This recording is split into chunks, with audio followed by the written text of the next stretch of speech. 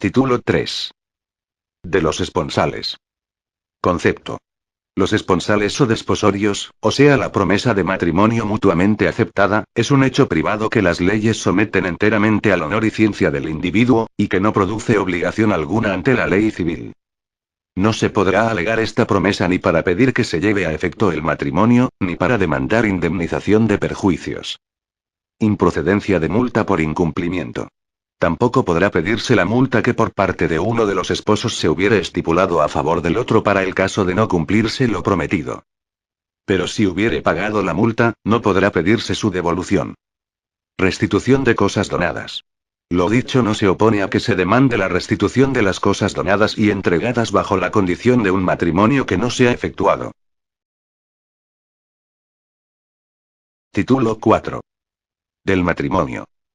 Definición. El matrimonio es un contrato solemne por el cual un hombre y una mujer se unen con el fin de vivir juntos, de procrear y de auxiliarse mutuamente. Constitución y perfección del matrimonio. El contrato de matrimonio se constituye y perfecciona por el libre y mutuo consentimiento de los contrayentes, expresado ante el funcionario competente, en la forma y con solemnidades y requisitos establecidos en este código, y no producirá efectos civiles y políticos, si en su celebración se contraviniere a tales formas, solemnidades y requisitos. Tendrán plenos efectos jurídicos los matrimonios celebrados conforme a los cánones o reglas de cualquier confesión religiosa o iglesia que haya suscrito para ello concordato o tratado de derecho internacional o convenio de derecho público interno con el Estado colombiano.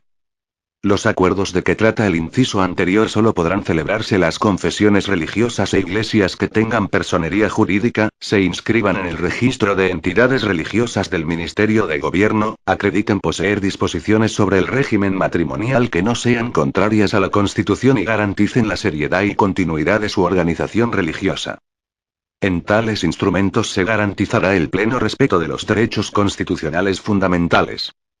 Capacidad para contraer matrimonio. Las personas mayores de 18 años pueden contraer matrimonio libremente. Permiso para el matrimonio de menores. Los menores de la edad expresada no pueden contraer matrimonio sin el permiso expreso, por escrito, de sus padres legítimos o naturales. Si alguno de ellos hubiere muerto, o se hallara impedido para conceder este permiso, bastará el consentimiento del otro. En los mismos términos de este artículo, se necesita del consentimiento del padre y de la madre adoptante para el matrimonio del hijo adoptivo, menor de 21 años, o de la hija adoptiva, menor de 18. Falta de los padres. Se entenderá faltar el padre o la madre y otro ascendiente, no solo por haber fallecido, sino por estar demente o fatuo. O por hallarse ausente del territorio nacional, y no esperarse su pronto regreso. O por ignorarse el lugar de su residencia. Privación de la patria potestad. Se entenderá faltar asimismo aquel de los padres que haya sido privado de la patria potestad. Consentimiento del curador. A falta de dichos padre, madre o ascendiente será necesario al que no haya cumplido la edad, el consentimiento de su curador general, o en su defecto, el de un curador especial. Explicación de la negativa de consentimiento. De las personas a quienes según este código debe pedirse permiso para contraer matrimonio, solo el curador que niega su consentimiento está obligado a expresar la causa. Razones de la negativa del curador. Las razones que justifican el disenso del curador no podrán ser otras que estas. Primero, la existencia de cualquier impedimento legal. Segundo, el no haberse practicado alguna de las diligencias prescritas en el título octavo de las segundas nupcias, en su caso. Tercero, grave peligro para la salud del menor a quien se niega la licencia, o de la prole. Cuarto, vida licenciosa, pasión inmoderada al juego, embriaguez habitual de la persona con quien el menor desea casarse. Quinto, estar sufriendo esa persona la pena de reclusión. Sexto, no tener ninguno de los esposos medios actuales para el competente desempeño de las obligaciones del matrimonio. Ausencia de consentimiento. No podrá procederse a la celebración del matrimonio sin el asenso de la persona o personas cuyo consentimiento sea necesario, según los artículos precedentes, o sin que conste que el respectivo contrayente puede casarse libremente. Desheredamiento por matrimonio sin consentimiento. El que no habiendo cumplido la edad, se casará sin el consentimiento de un ascendiente, estando obligado a obtenerlo, podrá ser desheredado no solo por aquel o aquellos cuyo consentimiento le fue necesario, sino por todos los otros ascendientes. Revocación de donaciones por matrimonio sin consentimiento. El ascendiente, sin cuyo necesario consentimiento se hubiere casado el descendiente, podrá revocar por esta causa las donaciones que antes del matrimonio le haya hecho. El matrimonio contraído sin el necesario consentimiento de la persona de quien hay obligación de obtenerlo, no priva del derecho de alimentos. Testigos inhábiles. No podrán ser testigos para presenciar y autorizar un matrimonio, según el artículo 127 del Código Civil. Los menores de 18 años, los que se hallaren en interdicción por causa de demencia, todos los que actualmente se hallaren privados de la razón, y en general los que por sentencia ejecutoriada estuvieren inhabilitados para ser testigos. Los extranjeros no domiciliados en la República y las personas que no entiendan el idioma de los contrayentes. Actuaciones del juez previas al matrimonio. El juez procederá inmediatamente, de oficio, a practicar todas las diligencias necesarias para obtener el permiso de que trata el artículo 117 de este código, si fuere el caso. Contrayentes de distritos diferentes. Si los contrayentes son vecinos de distintos distritos parroquiales, o si alguno de ellos no tiene 6 meses de residencia en el distrito en que se halla, el juez de la vecindad requerirá al juez de la vecindad para que fije el edicto de que habla el artículo anterior, y concluido el término, se le envíe con nota de haber permanecido fijado 15 días seguidos. Hasta que esto no se haya verificado, no se procederá a practicar ninguna de las diligencias ulteriores. Proceso por oposición al matrimonio. Si hubiere oposición, y la causa de éste fuere capaz de impedir la celebración del matrimonio, el juez dispondrá que en el término siguiente, de 8 días, los interesados presenten las pruebas de la oposición. Concluidos los cuales, señalará día para la celebración del juicio, y citadas las partes, se resolverá la oposición dentro de 3 días después de haberse practicado esta diligencia. Fijación de fecha y hora. Si no se hiciere oposición, o si haciéndose se declara infundada, se procederá a señalar día y hora para la celebración del matrimonio, que será dentro de los 8 días siguientes. Esta resolución se hará saber inmediatamente a los interesados. Celebración del matrimonio. El matrimonio se celebrará presentándose los contrayentes en el despacho del juez, ante este, su secretario y 2 testigos. El juez explorará de los esposos si de su libre y espontánea voluntad se unen en matrimonio. Les hará conocer la naturaleza del contrato y los deberes recíprocos que van a contraer, instruyéndolos al efecto en las disposiciones de los artículos 152, 153, 176 y siguientes del Código Civil. Enseguida se extenderá un acta de todo lo ocurrido, que firmarán los contrayentes, los testigos, el juez y su secretario, con lo cual se declarará perfeccionado el matrimonio. Inminente peligro de muerte. Cuando alguno de los contrayentes o ambos estuvieren en inminente peligro de muerte, podrá procederse a la celebración del matrimonio, siempre que los contrayentes justifiquen que no se hallan en ninguno de los casos del artículo 140 del Código Civil. Pero si pasados 40 días no hubiere acontecido la muerte que se temía, el matrimonio no surtirá efectos, si no se revalida observándose las formalidades legales. Contenido y registro del acta de matrimonio. El acta contendrá, además, el lugar, días, mes y año de la celebración del matrimonio, los nombres y apellidos de los casados, los del juez, testigos y secretario.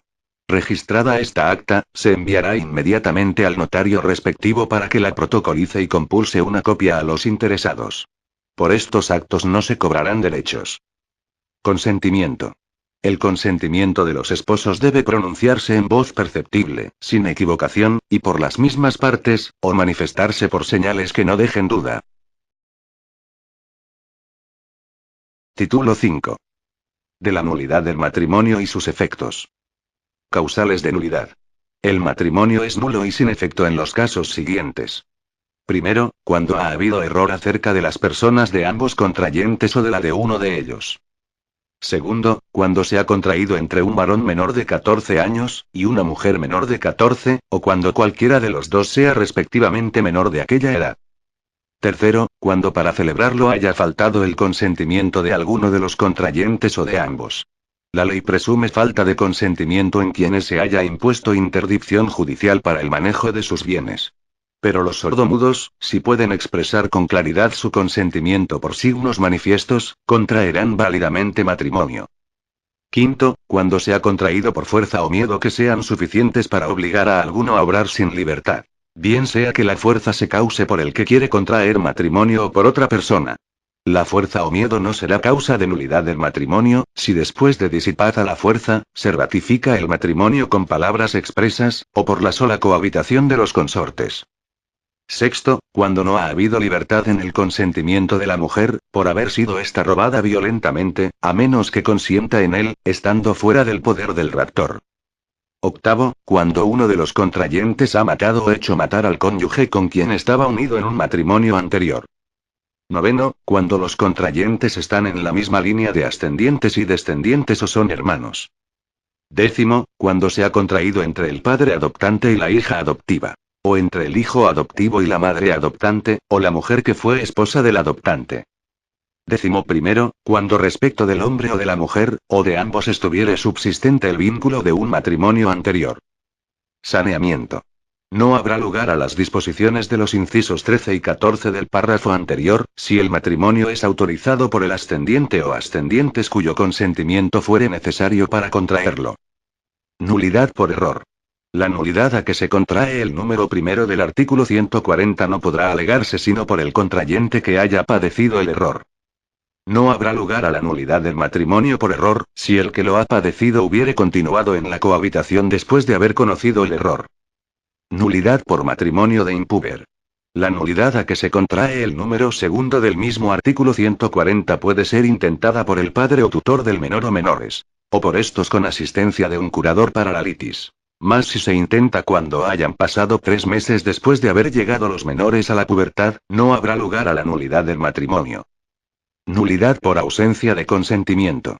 La nulidad a que se contraen los números tercero y cuarto, no podrá alegarse sino por los contrayentes o por sus padres o guardadores. Nulidad por ausencia de libertad en el consentimiento. Las nulidades a que se contraen los números quinto y sexto no podrán declararse sino a petición de la persona a quien se hubiere inferido la fuerza, causado el miedo o obligado a consentir. No habrá lugar a la nulidad por las causas expresadas en dichos incisos, si después de que los cónyuges quedaron en libertad, han vivido juntos por el espacio de 3 meses, sin reclamar. Competencia de las autoridades religiosas. El Estado reconoce la competencia propia de las autoridades religiosas para decidir mediante sentencia u otra providencia, de acuerdo con sus cánones y reglas, las controversias relativas a la nulidad de los matrimonios celebrados por la respectiva religión. Ejecución de las decisiones de autoridades religiosas. Las providencias de nulidad matrimonial proferidas por las autoridades de la respectiva religión, una vez ejecutoriadas, deberán comunicarse al juez de familia o promiscuo de familia del domicilio de los cónyuges, quien decretará su ejecución en cuanto a los efectos civiles y ordenará la inscripción en el registro civil. La nulidad del vínculo del matrimonio religioso surtirá efectos civiles a partir de la firmeza de la providencia del juez competente que ordene su ejecución. Efectos de la nulidad. Anulado un matrimonio, cesan desde el mismo día entre los consortes separados todos los derechos y obligaciones recíprocas que resultan del contrato del matrimonio. Pero si hubo mala fe en alguno de los contrayentes, tendrá este obligación de indemnizar al otro todos los perjuicios que le haya ocasionado, estimados con juramento. Efectos de la nulidad respecto de los hijos. Los hijos procreados en un matrimonio que se declara nulo, son legítimos, y serán alimentados y educados a expensas de él y de la madre, a cuyo efecto contribuirán con la porción determinada de sus bienes que designe el juez. Efectos de la nulidad respecto a las donaciones. Las donaciones y promesas que, por causa de matrimonio, se hayan hecho por el otro cónyuge que casó de buena fe, subsistirán, no obstante la declaración de la nulidad del matrimonio. Título 6. De la disolución del matrimonio. Causales y efectos de la disolución. El matrimonio civil se disuelve por la muerte real o presunta de uno de los cónyuges o por divorcio judicialmente decretado.